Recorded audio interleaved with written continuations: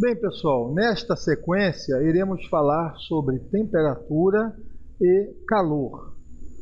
Vamos estudar também a diferença entre esses dois conceitos. A temperatura, normalmente, ela está associada a um conceito de quente e frio, né? Popularmente, no nosso dia a dia, a gente se refere à temperatura, bom, hoje está quente, né? Hoje está frio. E, na realidade, para quem trabalha numa indústria, né, de processos, quem trabalha com caldeiras e tudo mais, esse conceito não ajuda em nada, né? Como vocês sabem. Por exemplo, eu já estive frequentando um curso, uma ocasião, nos Estados Unidos, e para mim estava muito frio, porém havia um participante no curso que era do Alasca. E no meio do curso ele pediu para abrir as janelas, que estava sentindo um abafamento na sala, né? Então, esse conceito, né, varia muito de pessoa para pessoa. Aqui no nosso exemplo, o chá, por exemplo, ele pode ser servido quente ou frio, né? Das duas formas. No caso, se nós utilizarmos aqui uma ferramenta Zoom, né, que vocês estão vendo aqui, o corpo, quando ele está quente, no caso aqui o chá quente, nós vamos verificar que as moléculas, né, desse vapor aqui, ó, que está saindo aqui, né, que está muito quente, né, acabou de ser feito, então a água está quente e uma parte dela aqui está vaporizando. Então nós podemos verificar com a ferramenta Zoom que as moléculas elas estão em um grau muito grande de agitação, elas estão se movimentando em várias direções, né? A gente pode aí fazer uma correspondência, uma analogia com o que ocorre no carnaval, né? Por exemplo, né? Você tem lá um bloco de carnaval, todo mundo dançando, pulando, um nível de energia muito alto, né? E ao contrário, um corpo frio, né? Um corpo frio, por exemplo, você está em casa lá, se preparando para descansar, né? Tá quietinho, né? Ou você está aí assistindo uma aula, né, sentado, né, tranquilo. Ou seja, o grau de agitação das moléculas de um corpo frio ele é muito menor do que o grau de agitação de um corpo quente. Tá? Então, o que é quente? O quente significa moléculas com maior energia, com mais energia. E maior grau de agitação. Ok? Isto significa o quê? Uma temperatura maior. Então, este corpo quente tem uma temperatura maior que o frio e tem maior grau de agitação. Ok? A temperatura, gente, ela pode ser definida como uma grandeza física que mede a energia cinética média de cada uma dessas partículas, que são milhares, né? De um sistema em equilíbrio térmico. Tá? Então, para a gente medir a temperatura com precisão, logicamente, esse sistema ele teria que estar em equilíbrio térmico. Né? Para isso, nós podemos utilizar, né, nós utilizamos as escalas de temperatura. Né? Então, nós temos a escala que vocês já devem conhecer, devem ter tido contato, que seria a escala Celsius, graus Celsius, né? Atualmente chama-se Celsius, graus centígrados ou Celsius, representada por um C e uma bolinha. Na Inglaterra se utiliza a escala Fahrenheit, que é o símbolo F com uma bolinha. E na internacional a escala Kelvin, que é uma medida de temperatura mais para laboratórios, né? Para cálculo, engenharia, etc. Podemos converter grau Celsius para Fahrenheit através dessa expressão. Grau Fahrenheit igual a 9 dividido por 5 vezes grau Celsius mais 32. Ou ao contrário, grau Fahrenheit para Celsius igual a 5 nonos, 5 por 9, vezes grau Fahrenheit menos 32. Tá? Então, são escalas de temperatura que podemos utilizar para avaliar o nível, né, de agitação dessas moléculas, que corresponde a temperaturas cada vez maiores, quanto maior for o grau de agitação. Já o calor é um conceito que é bastante diferente da temperatura, tá? Porque, na verdade, o calor ele envolve um fluxo de energia. Vamos estudar. Aqui nós temos chá quente a 80 graus, né? A temperatura do ar ambiente é igual a 30 graus, e chá frio, uma temperatura de 20 graus Celsius. Muito bem. Esse ar ele se encontra aqui ao redor das duas xícaras. Esse ar aqui está em movimento. E o que vai acontecer? O corpo quente, que está a 80 graus Celsius, essas moléculas aqui, como vocês viram, estão em grau muito alto de agitação. Elas vão começar a se chocar com essas partículas do ar, que está aqui ao redor, e vão transferir parte dessa energia, né, térmica para o ar.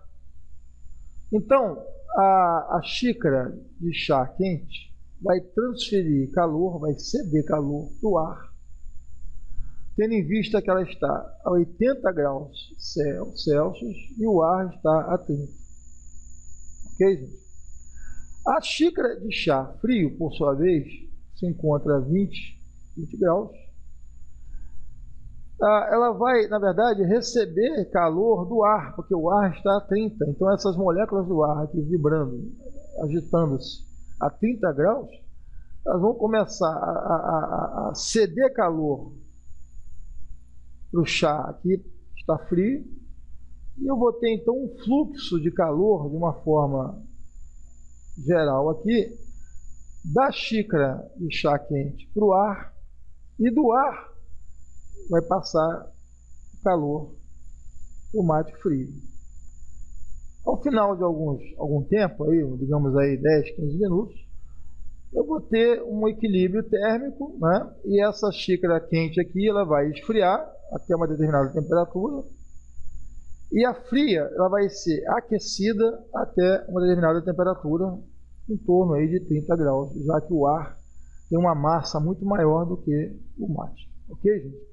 Então, calor. O calor, ele é energia térmica em movimento, no sentido sempre do corpo de maior temperatura para o de menor temperatura.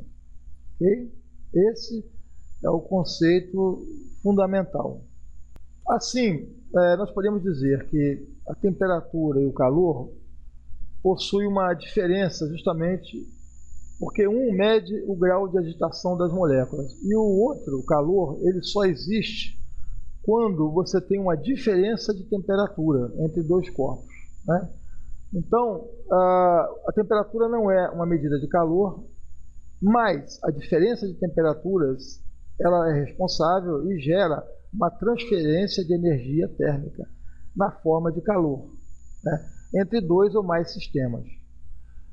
Quando dois sistemas estiverem à mesma temperatura, nós podemos dizer que eles estão em equilíbrio térmico.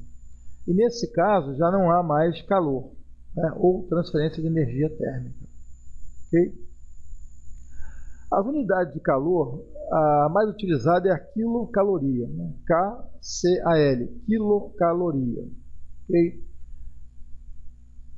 E nós temos aí outras unidades derivadas, como, por exemplo, a quantidade de calor, né? Então, por exemplo, quando nós estamos queimando um combustível, né? Um óleo, por exemplo, um óleo BPF, nós vamos dizer, olha, esse óleo aqui está liberando 8.000 quilocalorias por quilograma. Então, quer dizer, é uma unidade de calor específico, né, daquele combustível. O calor específico também, ele é dado por quilocaloria por quilo por grau Celsius. Por exemplo, a água, ela, para variar 1 grau de 1 quilo de água, eu necessito fornecer 1 quilocaloria. Então, chamado calor específico, tá? E o fluxo de calor, que ele é energia no tempo. Então, é o calor, né, a unidade de quantidade de calor, quilocaloria, dividido pelo tempo. Então, nós temos quilocaloria por hora. Tá? Eu vou fazer aqui um exemplo de cálculo, para vocês terem uma ideia. Vamos dizer que nós temos aqui uma massa de água de 1000 quilos, uma tonelada, num tanque. E nesse tanque eu desejo aquecer a água desde 25 graus até 85. Tá? Como já falamos, o calor específico da água, H2O, ela vale 1 quilocaloria por quilograma por grau Celsius.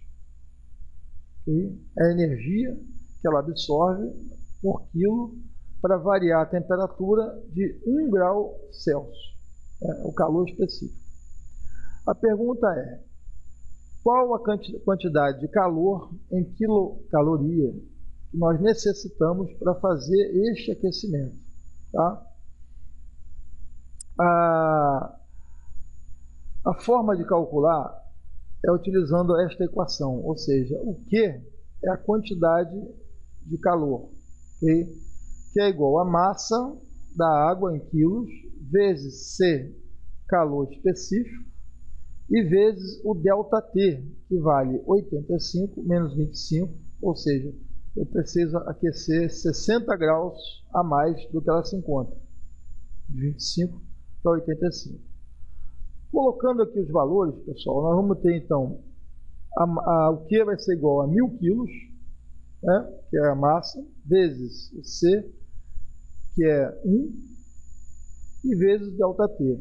Multiplicando isso aqui, nós temos 60.000 quilocalorias. Né? De que forma podemos aquecer a água? Podemos aquecer através de uma serpentina de vapor. É uma das formas de você fazer o aquecimento. Podemos também usar uma resistência elétrica. Não importa a forma que você vai realizar esse aquecimento. O fato é que nós vamos precisar aqui de 60.000 quilocalorias. Tá? E esse valor vai ser utilizado para dimensionar a serpentina ou dimensionar uma resistência elétrica. Ok? Unidade de calor, nós temos aí, além da quilocaloria por hora, nós temos também o BTU por hora. Né? BTU é utilizado no sistema britânico. Então, British Thermal Units. Essa unidade aqui, para nós convertermos, se vocês tiverem necessidade de passar BTU por hora para quilocal por hora, basta multiplicar por 0,251. Ao contrário, se eu quiser passar quilocaloria por hora, né, para BTU por hora, basta dividir por 0,251. Então, se eu dividir quilocaloria por 0,251, eu chego em BTU. Aqui embaixo nós temos quilocaloria por hora para quilojoule por hora. Então, para passar quilocaloria para quilojoule por hora, multiplicamos por 4,187. Okay? O calor específico dos líquidos, vocês vão encontrar aqui nessa tabela, né? Caso vocês precisem calcular a carga térmica, a quantidade de calor para outros líquidos que não seja água, por exemplo, a água do mar, o calor específico é 0,94. Amônia, 0 grau, 1,1. Cloreto de cálcio, 0,73. Cloreto de sódio, 0,79. Basta vocês entrar com o calor específico correspondente e vão calcular a quantidade de energia necessária. E aqui tem gasolina, óleo de soja, etc. Querosene, petróleo e assim por diante. Ok? Aqui nós estamos vendo o calor específico dos sólidos. E interessante notar que, por exemplo, o aço ele tem um calor específico muito baixo. Enquanto que na água nós precisamos de 1 quilocaloria para variar 1 grau numa massa de 1 quilo, no aço, com apenas 0,12 quilocalorias, eu consigo aumentar de 1 grau uma quantidade de 1 quilo de aço. Então, o calor específico realmente muito, muito baixo e realmente você consegue aí ter uma transmissão, né, de energia muito rápida, né, muito rápida. E assim também com alumínio, né,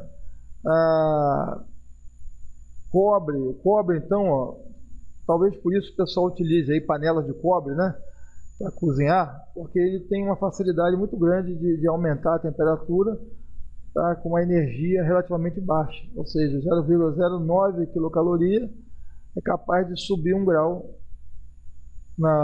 em 1 quilo de cobre. Ok, gente? Assim por diante. Nós falamos aí em aquecimento, comentar aqui sobre a condução, né? O aquecimento ele pode ocorrer de 3 formas. A primeira delas é a condução. A condução é quando a transferência é feita de molécula para molécula, sem que haja transporte dessas moléculas.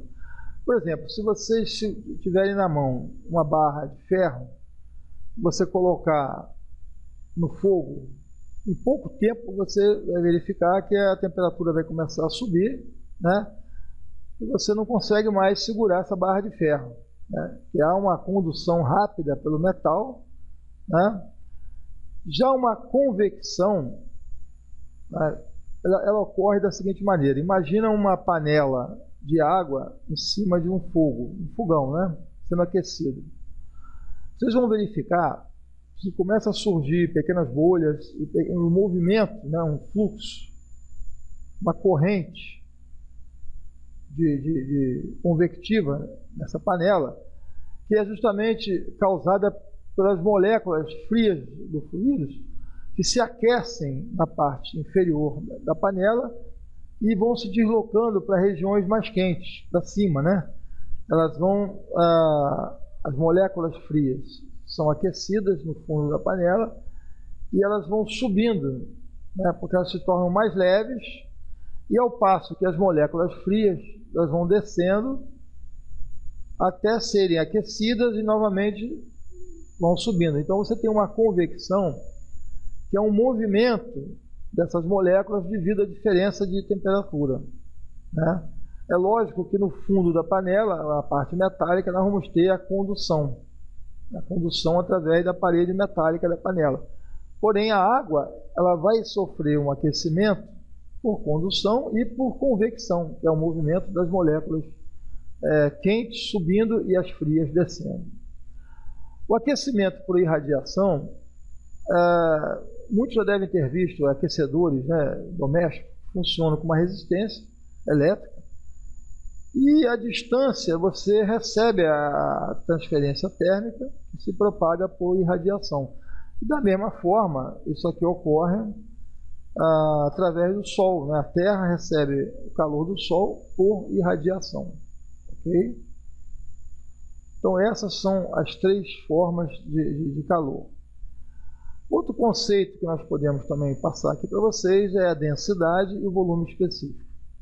A densidade de um fluido é a massa ocupada por um determinado fluido por unidade de volume. Então, por exemplo, a densidade da água ela vale 1 kg por metro cúbico, né? Então, o volume de um litro de água, né, 1 kg de água, ela será igual a 1 litro. Ok? Temos aqui então a unidade quilos por metro cúbico, ou libra por pé cúbico, no sistema britânico. Já o volume específico é o volume ocupado por um determinado fluido por unidade de massa. Então o vapor, por exemplo, dependendo da pressão que ele se encontra, ele vai ter um determinado volume, ele vai ocupar um determinado volume por cada quilo de massa. Okay? Isso varia de acordo com a pressão, e mais para frente nós vamos ter uma tabela onde vocês vão verificar as pressões, né, envolvidas, né, a temperatura e esse volume específico também eu vou mostrar para vocês. Ok? A unidade então seria metro cúbico por quilo. A vazão, pessoal, também é um conceito importante, e hoje em dia cada vez mais as empresas estão preocupadas em saber qual é o consumo, por exemplo, de combustível, qual é o consumo de vapor, o consumo de água, e para isso nós temos todos os medidores de vazão, né? Medidores de vazão. As unidades nós temos aqui quilo por hora, galões por minuto, metro cúbico por segundo, podemos ter litros por segundo e assim por diante. Então, vazão é o volume, né, que passa por um determinado conduto por unidade de tempo. Também pode ser vazão mássica também, né? Tanto volumétrica quanto mássica. Não confundir vazão com pressão. Tá? A vazão, como foi visto, ela é o volume de um fluido, tá, por unidade de tempo, tá?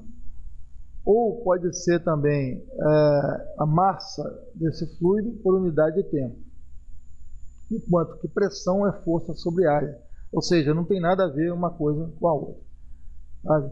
Vamos ficar por aqui e até a próxima aula.